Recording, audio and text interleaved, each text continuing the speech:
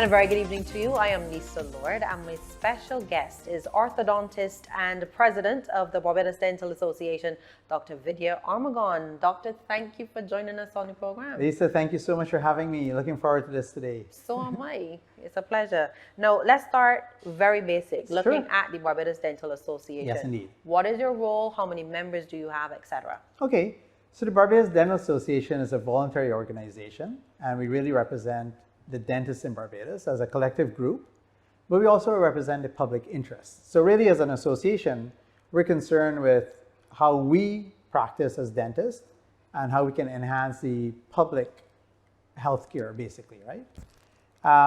There are probably about 104 registered dentists in Barbados. Some of those are maybe retired, some are overseas people.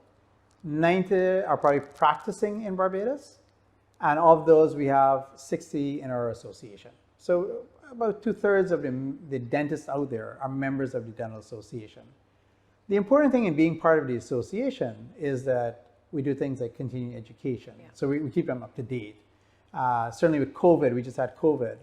We were able to inform our members on everything COVID, like what's current, what we had to do in our practices to keep us going, keep our patients safe, keep us safe. So the role of the association where dentistry is concerned is enhancing the profession and whatever that means, right? Certainly you'll hear of us in the public eye. They'll see us in things like dental health screenings, health fairs, going into schools and educating kids on why preventive measures are important, like brushing and flossing. And you'll see us in career fairs, trying to let people know about dentistry in general and that sort of stuff.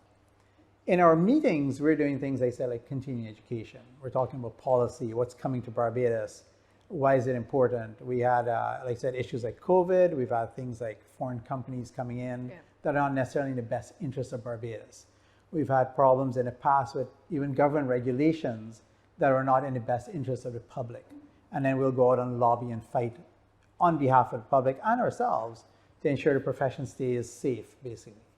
So again, by having that group of people, it's easy to go to government and government to interact with us to represent what's the right thing for Barbados. And I said, coming now is going to be a paradigm shift in dentistry. We're about to see a massive shift in dentistry worldwide with the WHO and organizations like the FDI, the World Dental Federation, bringing information to the fore and now moving dentistry into the public arena. And we're going to touch on that a little later. Sure. And the association has a close relationship, obviously, with the Dental Council. Absolutely. So the Barbados Dental Council is the legal side of dentistry. So they regulate the profession on a legal side. So we're a voluntary association. They're the legal side. That has 5 members on it. 3 are from the Barbados Dental Association. But that's a group that sets the laws of the Dental Act and registers dentists when they want to return to Barbados. So the association doesn't get involved with any of that sort of legal stuff. We will make recommendations to the council, and the council then act on that as they see fit. No, as you said, quite a lot is happening in dentistry. Sure. But what does it take to become a dentist? Well, it's a whole episode. It's great though. So anything nowadays, really and truly, there's a lot of education behind it. Yeah. And in dentistry, it's no different. So there are kind of 2 routes to go with dentistry, and they're sort of the British route and the North American route. So the British UE model is sort of you leave high school and you go into university and you go straight into dentistry. And that's probably a 5-year program that you're going to do. At the end of that, you come up with a bachelor's of dentistry. So you're a dentist. The North American route is different. You go and do a first degree. So you do a chemistry degree or a bio degree, pharmacology, whatever you want to do. So you do a bachelor's of science usually, 3 or 4 years. And then you get into your dental program, which is about 4 years. So to become a dentist, you're looking at anywhere from 5 to 7 years of university education. If you want to specialize now in dentistry, you're then looking at additional years past that. So I'm an orthodontist. I had to specialize beyond the dental school. And if you're an oral and maxillofacial surgeon, what we call an oral surgeon, or a pediatric dentist, you specialize beyond that. So the problem with all of this now as Caribbean people is the cost of this is becoming so ridiculous in North America and England as non-residents, as foreign students. What we're paying now to educate our kids and for them to get their degrees in these specialties and these professions is quite heavy. I mean, right now, if you go to any of the reputable universities in the US, you're talking fees in dentistry of $60,000 US a year. And that's fees, that's not living, that's not equipment, that's not if you can afford to come back home or whatever. So by the time you pay meal plans and residence fees and stuff, you're talking about $90,000 US a year just to become a dentist for those 4 years, and you still have to have a first degree. So by the time you return, you're probably $300,000 to $500,000 US in debt, and then you're looking to start a practice, which is a big burden. So for our parents that are supporting us in the Caribbean, it's a huge, huge responsibility to think, oh, my daughter or son wants to be a dentist. The nice thing we're seeing is, and I say nice thing because right now there are far more females going into dentistry. And I think it's great in reality. I mean, I think it's such a lifestyle profession that it allows someone to have a family life, if you so choose, and a career, because you can balance that. In dentistry, you can pick your hours, right? You don't have to be 8 to 5. You can pick your hours. If your child's in school till 12 o'clock, you could work in the morning and then go and pick them up if you want to choose and spend time with your child. So I think that's great. I think more women going into the profession is actually a nice thing. I think also that, dentistry, a lot of people are probably like, oh my God, dentistry, like, do you really want to spend your time in people's mouths that whole time, right? Because it's a real thing. And it's not for everyone. And, it isn't for everyone. But like I said, there's a side to dentistry, though, that's really exciting. And to me, like, what I love about dentistry is that we get to fix things. So part-time, I like construction, right? So I have a little construction thing. I restore buildings and whatever. And that's my passion projects. And so like this building, for example, was an old 1890 building, and we took it over and we renovated it. And I love that. I love restoring those old listed buildings and whatnot. And dentistry is a lot of that. It's carpentry and sculpturing in a very closed environment. So you really have to have that artistic element to you. So we talk about the art and science of dentistry, because there's a science. You have to have the knowledge. You can't just jump in there and go to work. You have to know what you're doing. And you have to understand materials and technology and tooth structure and oral health and systemic health. But in there is that artistic side. So I think it really satisfies us. And, for those people who have that artistic flair, it's awesome because you actually get to go in there and do stuff. And when you do that, I mean, you're actually fixing the problem. It's not where you're saying, oh, Lisa, like, let's try this medication for 6 months and see if that makes it. We're jumping in. We're saying, look, this is causing you trouble. Let's fix it. And we're fixing the best we can do it. And we're getting you back to optimal health and getting you out of here and getting your quality of life back. And that's so important. So it's a lovely profession because, you're earning money honestly. You're doing something that you should be passionate about. And you're really helping people at the end of the day. And I think there's not a lot of stuff that is out there that you can really satisfy your soul. And I think, a lot of times we don't see dentistry that way. But us, the craftsmen, that's how we see it. I mean, that's our passion about it. We really, and we talk about dentistry being a suicidal profession. I don't mean dentists that commit suicide. I mean any of the healthcare professions, when you really think of it, like medicine or dentistry. Our objective really, at the end of the day, is that you don't need us anymore.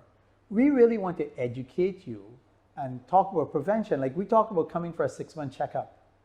We talk about going to the schools and educating you about brushing and flossing, because if you were to do that, you'll never get a cavity. Like the reality is, if you drink sugary drinks and you brush your teeth, you're not going to get cavities. Well, let's stick on that point of brushing your teeth and coming to the dentist every 6 months. What is good dental hygiene? So good dental hygiene is severalfold. One, brushing daily. So ideally brush after every meal. Okay, so maybe you can't necessarily do that. So definitely when you get up, you want to brush, or after breakfast before you get out into the world, you want to brush. You want to take anything that's on there and get it off so that the bacteria doesn't have a chance to degrade in your mouth. So the way it works is really we talk about the sugar bugs to the kids. And really if there's sugars in your mouth, the bacteria eats it. And if we eat and eat and eat, we're going to have a waste product. right? So the bacteria eats and eats and eats, is going to produce a waste, and the waste is acidic. And that waste is acidic will then eat holes into your teeth because it's calcium and it's like limestone. If you keep pouring acid on it, it's going to create a cave, right? So really, the longer stuff sits around in your mouth, the worse it's going to get. So if you can eliminate it at all times, you're never going to get cavities, right? So if you're brushing after every meal, or if you drink and you rinse out with water and so there's no sugary stuff sitting on your teeth, you should never get a cavity. If you're flossing now, because the problem is when we eat, stuff gets up in between there and you can't get it out. So it's sitting right under where the teeth touch. So the teeth kind of touch like that and stuff sitting right under it. Again, the bacteria is dropping off and forms a cavity. So again, if you're just flossing, brushing daily, you should never get a cavity. And if you never get a cavity, then really you're never going to need fillings, you're never going to need root canals, you're never going to need crowns, you're never going to need extractions, you're never going to need dentures, you're never going to need, implants and all that sort of stuff. So we're training you from early to never need us. So that's awesome. And same thing when you go to your family physician, they're trying to tell you, look, Lisa, do this, do that, exercise, watch your diet, blah, blah. Okay, there's genetic stuff that can happen, but we're trying to stop you from getting these NCDs, these diabetes and hypertension and all these things are affecting our quality of life. And that's our role really as healthcare professionals, is that we're trying to guide you so you never need us.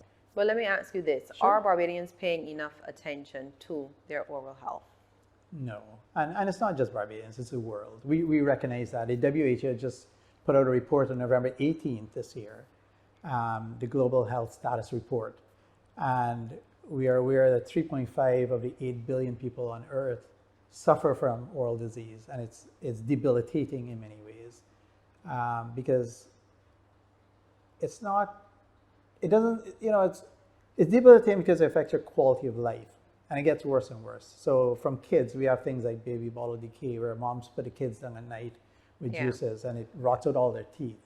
And then without those teeth, they can't speak properly, and there's no space then for the adult teeth to come in. So we're ensuring that when the teeth do come in as adults and they're 6 years and up, they'll need orthodontic treatment. And if they can't afford that, they're going to have these horrible bites and all this kind of stuff. So it just creates other problems, right? Why I asked about us paying enough attention to oral health, and I'm glad you mentioned children. Yes. I remember when I was growing up, so 30 Sure. years ago, Yes. you would see kids at school with a lot of rotten teeth, but we're not seeing that now. Right. So they are paying attention. They are. Are we doing as much as we can? Absolutely not. Is there room for major improvement in our public health system? Yes, and we know that, and we recognize that, and we'll talk a bit about that. Are things better now than 100 years ago? Sure. Than 30 years ago? Sure. We probably didn't have fluoride in our bottled water and our water and whatnot. And just by doing those things, it has decreased your ability to get a cavity. So we haven't eliminated it, but we've put things in, we've educated government, and government's had very forward-thinking policies on how, and the NGOs like the PAHOs and WHOs and UNs have helped us understand around the world that prevention is so much better, and put things in place, whether it's school programs. I mean, we used to go and get a tablet at school that you bit down on and chewed, and it highlighted all the plaque in your mouth, so we could, and we used to have the nurses that came through, and they did something called the DMFT, the decayed missing filled teeth. So they look at you and they do an assessment. So that data, that country data will go up, and we'll be able to assess like, how is our country doing? Like, is our score coming down year by year, or are we going the wrong way? Do we need to put more into education? We've got partners, whether it's Colgate or some of these agencies that are putting a lot into education, and kudos to them. There's that corporate side to them that is very generous, I would say, and they've been doing this for years. And they support the government, and they support dental health and oral health in reality in educating the public. And I think it's a group effort, because really, what do we want at the end of the day? Us as citizens, we really want a good quality of life. And what is that? I mean, one could argue that the role of government is not that difficult. It's really 3 or 4 things. Really, the role of government is education, healthcare, and infrastructure. And that infrastructure is twofold. It's physical infrastructure, build the roads, build the airports, build the ports, build the industrial parks. And the other side of that infrastructure is have a police force that works and a court system works and so on. So it's really not difficult if you really to look at it. One of those things is healthcare, because really what we don't want a situation like the US where you may work your entire life, build up your life savings, and have one event, have a heart attack or something, and everything you ever earned is now gone. So that security blanket is what we provide. And we've done amazing well for a second world country. To have the social system that we have really in healthcare is phenomenal in Barbados. I mean, quite honestly, I'm not saying that, and it's not this government, it's all governments in Barbados should be very proud over the years of what we've accomplished in Barbados compared to many countries in the world. The US doesn't have what we have. We can go in now and we don't have to suffer. Our kids up to 18 get free treatment if they want. Our seniors get free treatment. Yes, we have a drug plan. These are not things that are normal in a society. These are very expensive things, and for us to have them enhances our quality of life. We may be taking them for granted and we may be abusing them. And this is where now we need to start talking about what's our responsibility as citizens in the bigger scheme of things, right? And that's something I think we need to look at. Is there any particular condition or conditions of concern that your colleagues are reporting? Certainly. All right. So I think right now, couple things. So I think one, yes, we are seeing this sort of people feeling that they don't need to do the maintenance checks. So they show up when there's an emergency. I think that's the biggest problem we have in dentistry. So somebody shows up when they're in pain. Now, that's not the way to approach oral health. Oral health is really the thing you want to do, maintenance, like everything else. It's like the car and everything. You don't want to just deal with the oil change when it's burnt out and the car is about to seize up. Like you want to go in there and change your oil every, whatever it is, 6 months that you're driving it. And the same thing with us. We're machines, right? We're machines. God made machines, but we're machines and we function. But to function properly, we have to maintain the system. And that's what we put into the system is really important. And that's this environment, right? Everything goes in here. So maintaining that system becomes actually crucial. When you show up for that emergency only appointment, we have no idea of your history. We're dealing with that and you come in and you just like take out this tooth or do this or do that. You're in pain. You just want to get out of pain. You're not keen at that point on your overall health. You're not keen on what is this impact on you for the rest of your life. Certainly when you walk in with that tooth that is blown up, as in causing you pain, you may be given two choices by your dentist. You might say, well, the dentist might say, look, it's got a cavity that's so big, I only have two choices at this point. I can either remove the tooth, or we can do something called a root canal, which will save the tooth, but then you need to put something called a crung or a cap on top of it, because now when you save the tooth, it becomes brittle. So you need to protect it so it doesn't break. So the patient will then say, well, sure, doc, two choices. What are my costs? And you say, well, the extraction is $150. Yeah. Mm-hmm. Or you could do the root canal for $1,200 or $800 or whatever it is, and a crung on top of that for another $800, $1,200, whatever. So the patient then goes, wait a minute, $150 or $2,000, $3,000. Well, you know what? It's a no-brainer. Let me go this way, right? Now, the dentist would say, well, okay, before you do that, let me just explain the consequences now, because that's part of what we have to do. We have to do what we call informed consent. We want to inform you of the decision you're about to take. We want to give you as much information. Some people see that as, oh my God, this man is just trying to sell me something. Yeah? Mm-hmm. No, I didn't want to cross you. Sure. But in terms of the dental conditions. Yes. In terms of any particular diseases that you're seeing. Right. I would say no. I mean, there's nothing like, when we had HIV/AIDS or something, we would see like, oh, okay, maybe there's a proliferation of a certain condition we're seeing. I think now it's not necessarily that. I think now we're more aware of certain things like sleep apnea. We're more aware about mouth breathing and the issues that's causing with gums and oral hygiene and the problems that causes the rest of your life with respiratory issues. We're seeing the problem that causes with our kids, right? So when they come in, your dentist can actually look at you or your child, and we can say, well, this is a mouth-breathing person. And we know that the problem with mouth-breathing is it has a whole sequelae of action. So for example, if a child comes in and I recognize that they're a mouth breather, and there's signs now, I can see their gums are darker because all the pollen and dust, when I do that, is hitting my gums. It's not supposed to be there. It's supposed to go up through your nose and get filtered by all the mechanisms of filtration that we have. When I breathe through my mouth and it's hitting all the gum structures, I'm now more prone to periodontal disease and gum disease and gingivitis and all these things. Right. So that's one. Now, each of us, if we brush right now, you and I at least, we get rid of all our plaque. 10 seconds, 10 minutes later, we have plaque, because it's a natural thing. So we have a layer of plaque, all of us, on our teeth. But it's a biological film, basically. And it has some bacteria in it. When we mouth breathe, it's like when we air dry something. So when you want to dry off something, you can blow air over it. And when we mouth breathe, we're air drying that plaque onto your teeth. So what happens with that layer of plaque is it squishes down now to a very skinny layer. And the body goes, well, no, it's supposed to be this thick. So it puts on extra. And then you breathe in. So your plaque layer as a mouth breather, it has far more bacteria in it than somebody that's not. So you may have 1,000,000 bacteria in that little layer, whereas a normal person has 100. A lot of people watching this now have just closed their mouths. Yes, right. I'm telling you. As they should. Yeah. But that creates bad breath. That creates gingivitis. That makes you more prone to cavities, right? So there's consequences to actions.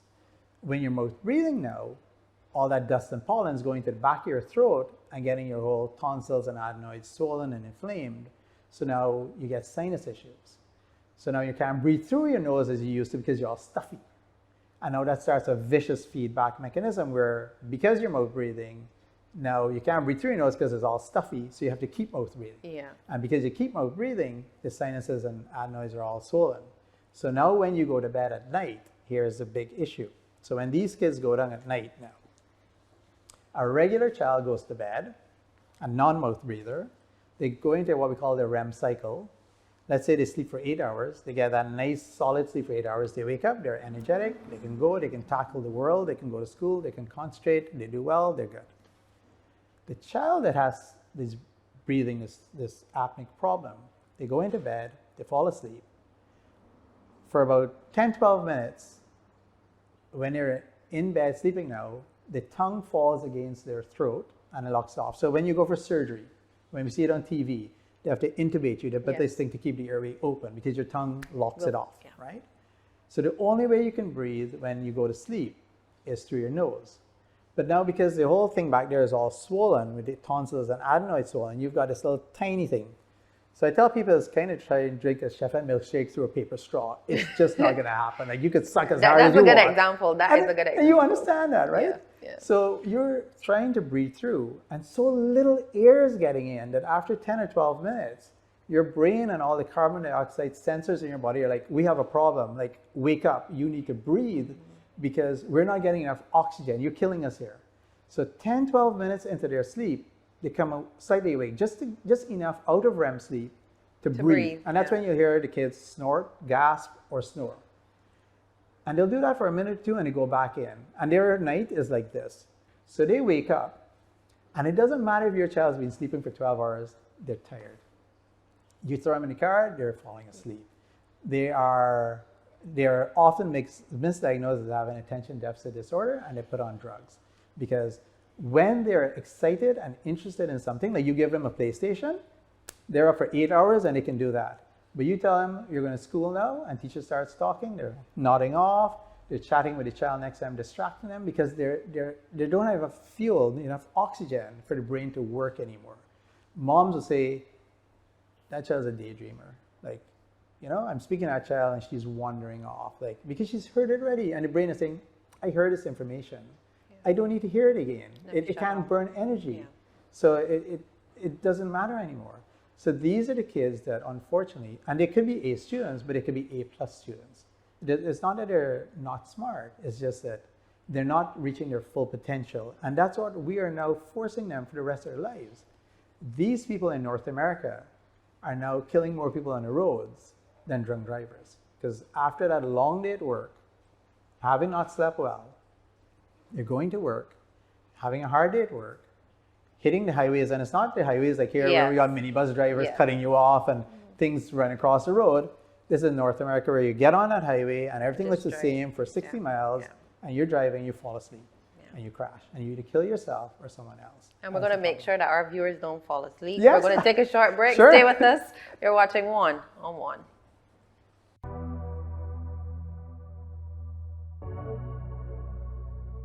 Tell me who a man spends his time with, and I'll tell you the type of man he is. Isn't it true that people become like the company they keep? I'm Chris Hurdle, clinical psychologist and certified life coach. Where do you spend most of your time? What is your emotional space like? Do you find yourself most often among people who are negative, naysayers, doom and gloom, or fearmongers? Or do you find yourself mostly among people who are positive, optimistic, calm, collected, and reassuring, who exude confidence? What is your emotional space like? Be intentional. You are the pilot of your life.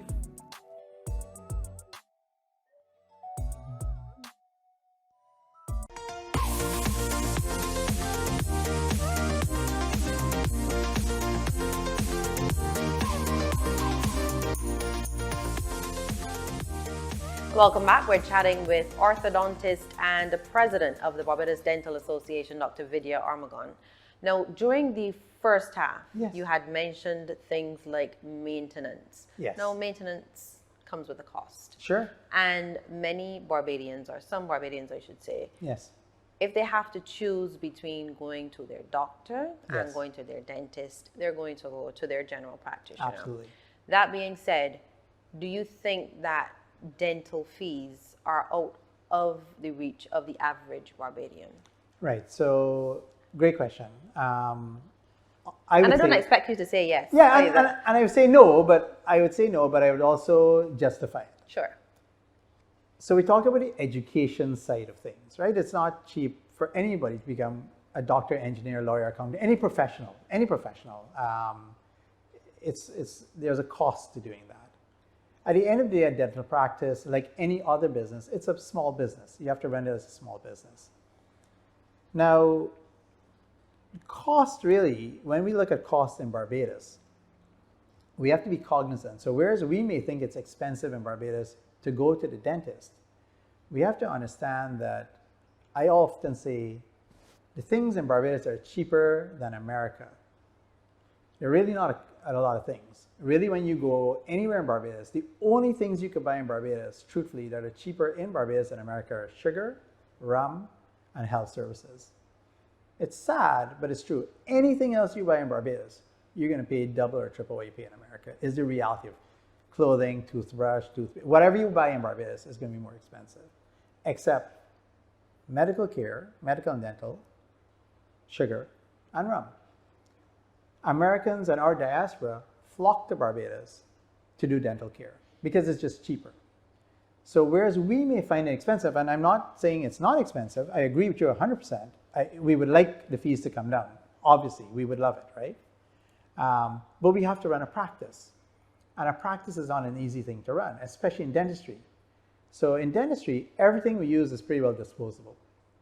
There's very little, I mean, the only thing... It has to be, yeah. It has to be, right? Yeah. I mean, and that's what we want. We don't want the dentist that's not disposing of things that should be disposed of. The only things that are not disposed of is the equipment, the chair, the drills, whatever. Those are not disposed of. But really, everything else is a throwaway. When you look at running a practice, you start talking about what everybody else has. You have your basic things. You have your rent. You have your air conditioning costs. You have your electricity bills that are going up. It seems every couple of months they're going up. Your fuel consumption, everything. To run a business in Barbados is getting extremely expensive. And it's taking healthcare out of the reach of people. We don't want our public to have to make that decision. Should I go to my doctor or my dentist? It should be, I need to go to both in order to maintain my overall health. And this is what is, this is what's going to see me to my future, really and truly. And we want to find ways to do that. So one of the things I've been a proponent of for many years is attacking successive governments on making things duty and VAT free. Yes, you have been for dentistry. We've been very vocal about it. And there's a reason though, there's a reason. People say, oh, you know, the dentists just want to get things duty free. To make more money. To make more money. And that's not the case. Like I said, there has to be a pass-through cost with any business.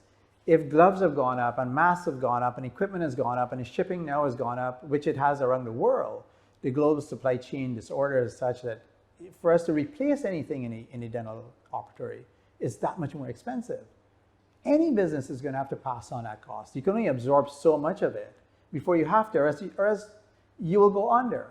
And any private enterprise has to operate on profit. Because if we don't operate on profit, we can't provide the service we're going to provide. We can't employ the people we're going to employ. And we ourselves would just go out of business. So it doesn't make sense. So the whole thing has to be maintained. Now, one way to do that is if government were to look at healthcare. And I said one of the roles of government, in my mind, is to ensure that we have healthcare. It's a basic right. Our PM was just at a PAHO meeting. PAHO just said, you know, universal adult healthcare is what, universal healthcare is what the aim of, one of the biggest aims of PAHO right now around the world. PM is gone, and PM has been a big proponent of, you know, fighting for healthcare from day was one. And I applaud her for that. I need to see some action now, and that's our responsibility. Our responsibility now, I think, is to go to the government and show them where this action can happen. So one of the things we've been a proponent of is elimination of duties and taxes on all dental and medical equipment and supplies. Now, okay, what does that do for you and I? Well, immediately what that does is it brings the cost of running a dental practice and a medical practice down.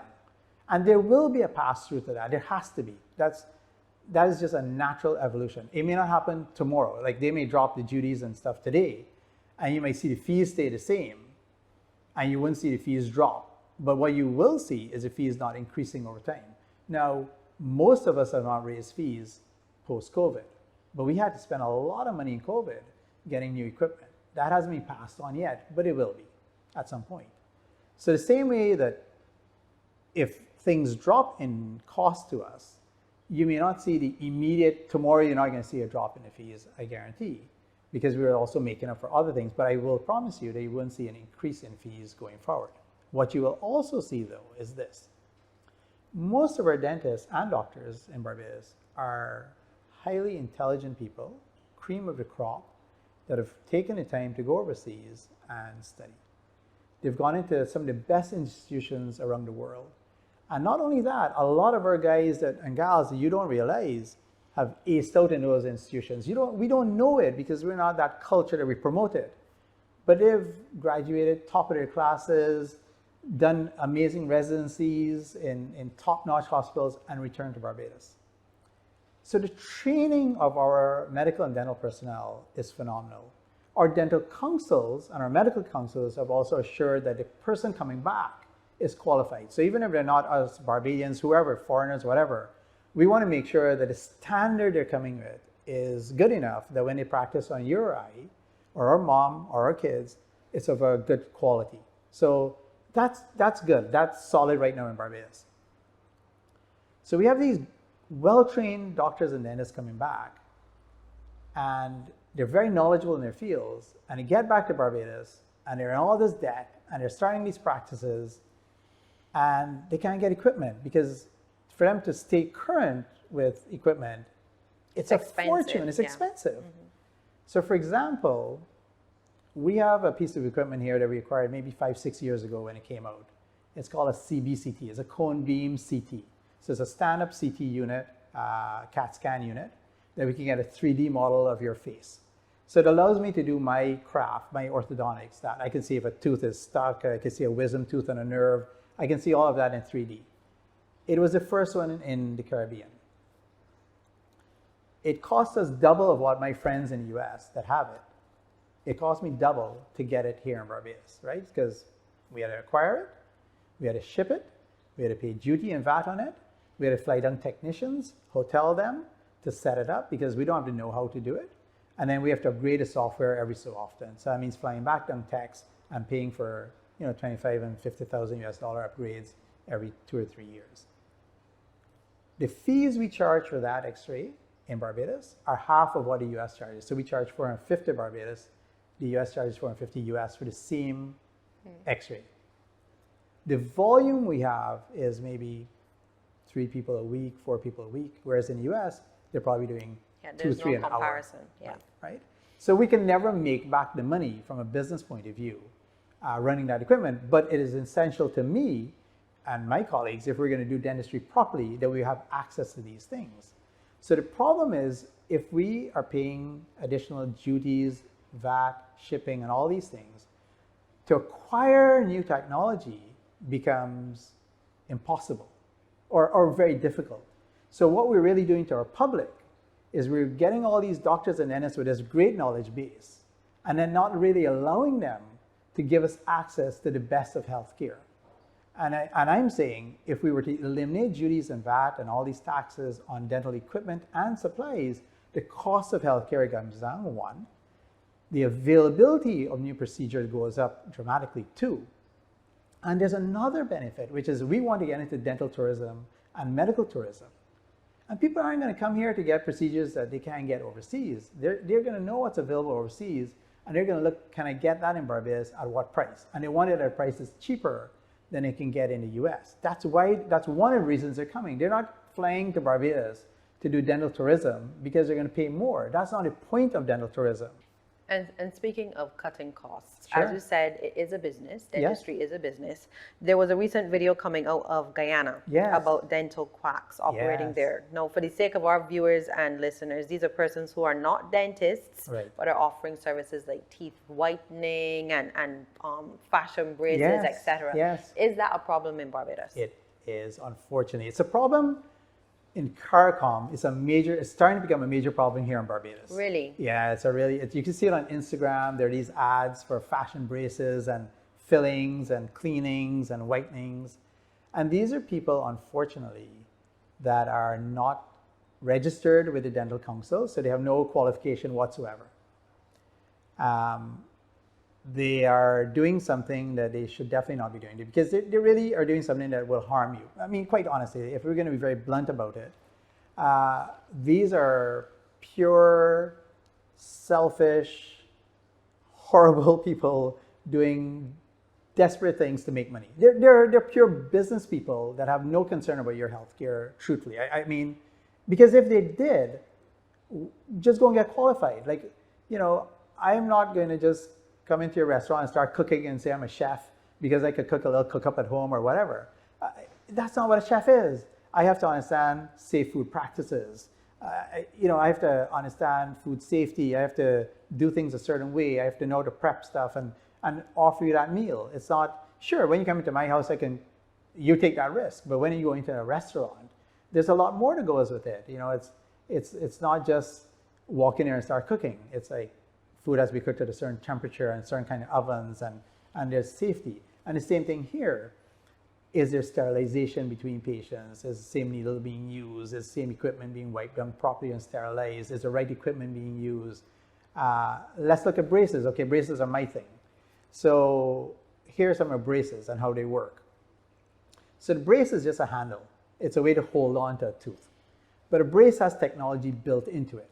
So a brace, like each tooth, if you were to sort of look at a skeleton, each tooth has a certain angle to it. Every tooth is not straight up down. Like their angles. The front teeth are a little bit more pushed out. The back teeth are a little bit more straight. So built into our braces are what we call torques. When you're putting on these braces at these sort of places, they're not necessarily putting the right brace on the right tooth. They're just picking a brace and putting it on your tooth. Now, if I put a front brace on a back tooth, it's going to do the complete wrong thing. A brace by itself on a tooth is not going to do anything. So if you just go and get braces put on, you're fine. The minute you put that wire in there, which is what you see the braces attached to, the wire tells the brace what to do. So the wire is kind of like a zip line. So it's kind of like if I'm on a harness, that's a brace. Once I latch onto that zip line, I'm going where that zip line is going. So if the zip line from my office is to the Treasury building, and I want to go to the Barbados Hilton, I'm going to the Treasury building. I can't get to the Hilton. So when you put in that wire, and it looks fashionable, That wire now starts telling the braces what to do. And those braces are doing what they're programmed to do. So they start moving the roots. So we've seen cases where the roots are coming right out of the gum and these people are losing their teeth. We're seeing roots where they're hitting each other because if the brace is not on properly, roots touch and you burn out the two roots, so now you lose two teeth, you need two implants or whatever. So there are a lot of issues with these things, and it may look good and it may sound good, and you might say, oh, well, it's cheaper, but it's cheap for a reason. These people are not qualified, they're not trained, and they're just there to make money. They're the proverbial snake oil sellers in the old Western movies. And it's going to cost you a lot more down the road. It's going to cost you a lot more. And again, this is not what we want in our society. Certainly where the quacks are concerned, the Dental Council has been very proactive on it. It is a police matter. The police need to go and deal with this. So it's not the council has already ruled on this. It's a violation because to do anything dental, you have to have a dental license. To take an imprint, to do a filling, to do whitening. These are dental procedures by law. And you can only be a dentist to do it. So anyone doing it that's not a dentist is actually practicing illegally. We, the citizens, need to get these people out of our society before they get rooted. And it's not, oh, because dentists want to make more money. It's not about that. We're fixing this mess after the fact, and it's going to cost you a fortune more. So you're going to spend 10 times more. So, you know, if we were just after the money, which a profession has never been about, like I said, a profession really is about prevention. And you never needing us. That's what it's about. But when you do need us, we're there for you. But we're saying to you, like, hey, one other way of prevention is getting rid of these people from our society. We don't need them. And if you get rid of them, yeah, it just saves us from having to go in there and do more work and you from having horrible results down the road. Let's look at the impact of COVID-19 on Sure. dentistry. Absolutely. Major impact. I mean, COVID around the world had an impact, obviously. Dentistry, phenomenal impact. And there's a reason.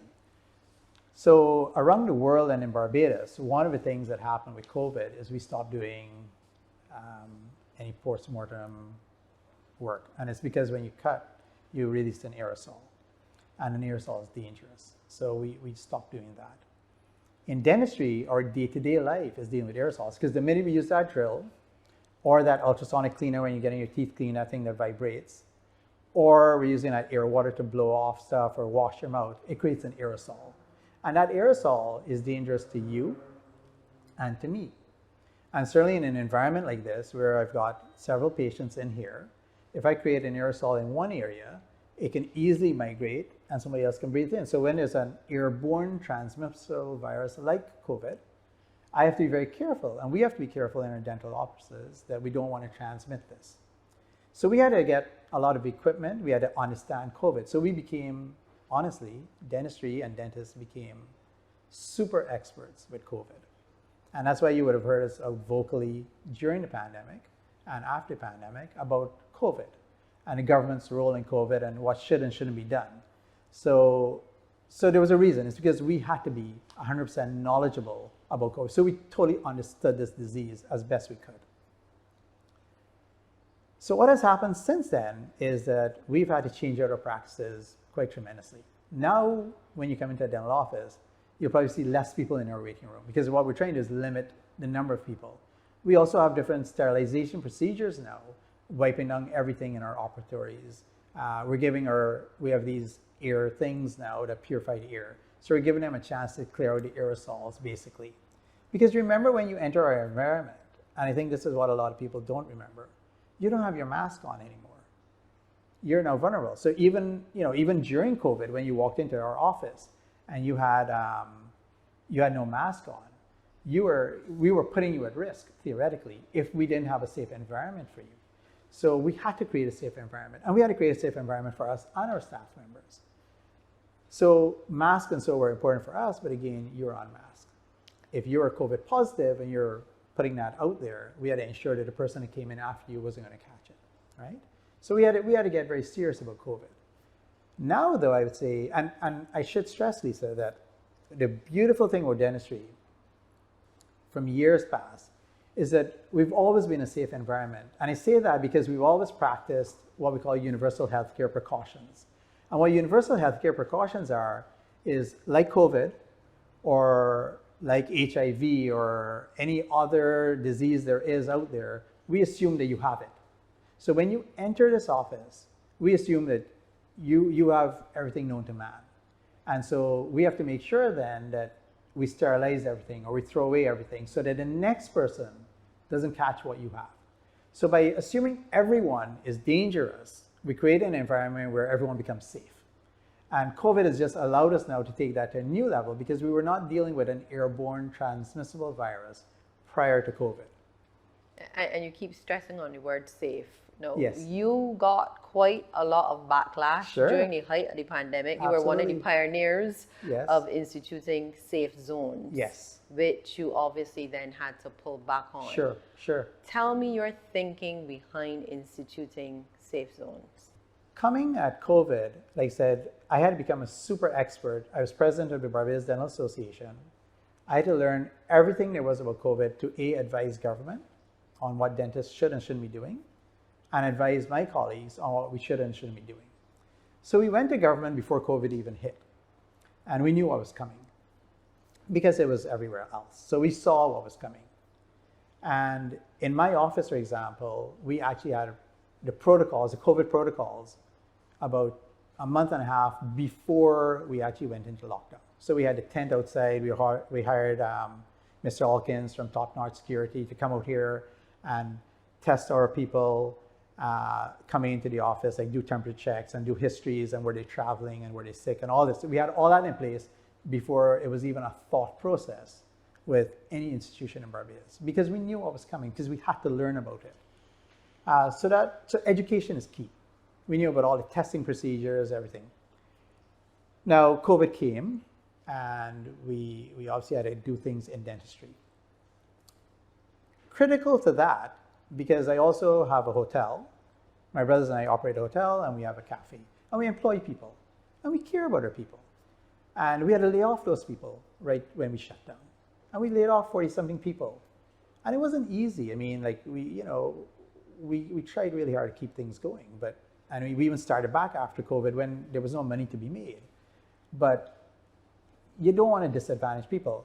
So we knew before COVID that we were going to be in this thing for about 2 years. We knew that Barbados didn't have the resources of North America where people could stay home for 2 years and we send them subsidy checks. We knew that. So we knew that the most important thing was either keep us COVID free, and we presented a plan to government to keep Barbados COVID free. But the fastest path to opening up businesses was having environments that were safe. If our public were not interested in getting vaccinated, we had to move to the next step because our visitors wanted safe spaces. And so safe zones became the way of doing that. And that's all it was. It was the next logical step in creating spaces that visitors can come to. Because if our people didn't want that, what we didn't want is our hotels and stuff. And remember, I own a hotel. So what we wanted was our visitors to be able to come to those spaces and be safe. That was the whole point of it. Now, the government didn't back it, fortunately or unfortunately. But it really was, quote unquote, the right thing to do. If we really wanted to see our tourism grow rapidly, it was the right thing to do because they were accustomed to that. In Canada, you couldn't book into a restaurant, or Ireland unless you were vaccinated. It was as simple as that. You couldn't get a reservation unless you're vaccinated. So it wasn't that we were saying, oh, you're coming to Barbados and we're creating this space. And that's what they wanted. That's what they were accustomed to. So it wasn't so far out there. It's just that we didn't do it. Now, moving away from COVID, Sure. my final question to you. Sure. What would you like to see in the area of dentistry in Barbados going forward? Wow, that's a biggie. All right, sure. And it's not a biggie. It's actually pretty simple. So I think we need to look at it. And I think this is our role now, and my role especially so, I would say, as president of the Barbados Dental Association, I think it's now become my duty to go to government in a very easy manner and educate them as to what I see our role going forward. And I think that role is simple. I think we need to look at our product and where we're going to be in the future. So I break that down in several ways. I need to look at our population first of all, in terms of the health of our population. So what we do know is that coming out of these symposiums, WHO, FDI, World Dental Federation, PAHO, UN, we're moving now with oral health as a priority because we understand finally, in a global way, the problems that oral health has on our population. We understand the impact of that on quality of life, and we are finally understanding the impact of that on our overall health. And when I say overall health, I'm talking things like how it affects you in pregnancy, how it affects you with cardiovascular diseases, how it affects you with rheumatoid arthritis, HIV/AIDS, mouth breathing, and sleep apnea. We know there's a link now to Alzheimer's disease. The bacteria found in your mouth is the one found in your brain when you have Alzheimer's. And we know there are many links that we're investigating, but we see a very strong causation between what lives in your mouth and what we're finding in your body. So we know that if we can keep you in optimal health in your mouth, we're reducing the risk of you getting these other diseases or them being more severe. Of critical importance right now, out of a study, we've just learned that COVID was actually probably 100% through your mouth. So what we've learned now for the radiological studies, radiograph studies, is that the whole distribution of COVID is where things drain. And what we've learned is the people with gum diseases are actually the ones that suffer. So even though they had NCDs, and we talk about comorbidities, the sad thing is the people with comorbidities probably have gum disease to start with. They have poor oral health care, and that led to other issues. So it's a vicious cycle. So when these bacteria or viruses can now leak through your gums, and we know it, if you have heart pain, you put a tablet under your tongue. You don't shove it in your eye or swallow it. You put it on your tongue because it gets into your body immediately under your tongue. And for years, we've known people with heart valve transplants or people with something called mitral valves, prolapses, like a valve is slow. If they go to their dentist, they have to get antibiotics because if they get dental work done and they bleed and that bacteria gets into their mouth, Staph aureus, and it gets down into their heart lining, it can kill them. So you have to kill that bacteria when you do a dental procedure. And we've known this for years. This is 30, 40 years we've known this. But for some reason, the medical side of this is now catching up with what we dentists have suspected and known for all these years. And that's good because we needed the evidence. But now that we have the evidence, we can move forward. So when I look at it from our quality of life perspective, as every Barbadian is entitled to, we need to educate. So that's our role as an association, but that's where we now need to work with government because unfortunately, in all these years, because oral health has not been a priority and because we haven't had access to this research that these organizations have now brought forward, we have really put oral health on the side burner. So much so that of the 9 polyclinics in Barbados, 5 have functioning dental units. We're completely understaffed right now. We need probably, I think, 13 dentists in our polyclinics for them to work optimally. We need about 25 hygiene and auxiliary staff that we don't have. I don't even think we have a senior dental officer right now. That post has been vacant for a couple of years. So the priority with dentistry has been lacking. And it's about to now change because the funding that's going to come from international organizations is about to hit. And if our governments access grants and funds, we need to get our house in order, which is great because it means now we have to start back that process that was so critical in what you said earlier. We used to see people with horrible, bombed out, disgusting teeth, and now we don't because we've changed. But now we are because when we did a study from the 90s all the way down to 2011, our decayed missing filled rate dropped. And in 2011, it started going back up. And that's when we started ignoring our dental health really as a government. So that's one side of it. From the public perspective, I see that we have an immense role right now in swinging the momentum, educating the government, and being their partner in moving Barbados. And I really think that we can be a beacon now for CARICOM ahead of this symposium. So the WHO is about to do a symposium in December 2023. It's the first time the WHO, in the entire history of the WHO, has dedicated a symposium to one area, namely oral health. So this is how serious they're taking it right now, which means funding and everything now becomes critical. And I think if we show them, as we have during COVID or whatever, that we are pioneers in this field, it goes a long way with our currency and our government's credibility long term. So I think that's critical both for government and for us in the dental association to raise the health. So I think that talks about dental IQ and programs like this. We had a dentist on call program that we're trying to revamp right now, where people could call in, get information, explain our videos on TV, where it's like just explaining what dental procedures are and why it's important to have them and why it's important to do the prevention and the maintenance and all of that. The other side of that then is dental medical tourism, because really what we want is those niche tourism products. And again, this comes back now to doing everything we can to facilitate that. And facilitating that means get the cost down, which means duty and VAT free on medical dental supplies and equipment. If we don't do that, we can't compete. It's just a basic thing. We got to sort out our shipping issues because we have, and we've met with customs and they're doing a fabulous job with that right now. But the shipping companies we have a problem with. So we're couriering stuff in and we're getting it 3 months later. So even if we ordered something for an appliance for your mouth, it's arriving in Barbados the next day because we're paying overnight, but we're able to clear it 3 months later. And that's just not good for the health of our citizens. That's just wrong on so many levels.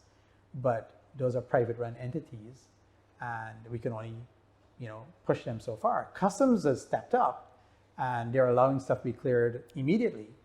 But the reality is we're still having delays. So that can't work in a dental tourism market. So coming out of that, we've actually just signed an agreement with a Scottish company to set up a digital dental lab in Barbados. So those things don't need to go out anymore. What that does though, is that person coming to Barbados for crop over for 2 weeks to visit mom or whatever and spend time at crop over, they can now do dental work, get it done locally and go back to wherever they came from, Canada, America, or wherever. In days gone by, up to 6 months ago, they couldn't do that. If they came to Barbados and they needed a crown done, it was almost impossible. They had to just not do it here because by the time we sent it away to come back, it didn't get back in time. So immediately, just by setting up this dental lab, we've changed the environment in Barbados that allows dental tourism. So we've set up a lab, we've been doing it for 6 months. We're now about to make that lab now a far more efficient, cost-effective lab by partnering with a foreign partner. So a lot of things are happening in dentistry. Things are happening in dentistry. And I appreciate you taking the time out of your busy schedule to sit and speak with us this evening. I appreciate it. My pleasure. Thank you so much. That was Dr. Vidya Armagon, the orthodontist and president of the Barbados Dental Association. I am Lisa Lord. You are watching One on One. Do have yourself a wonderful evening.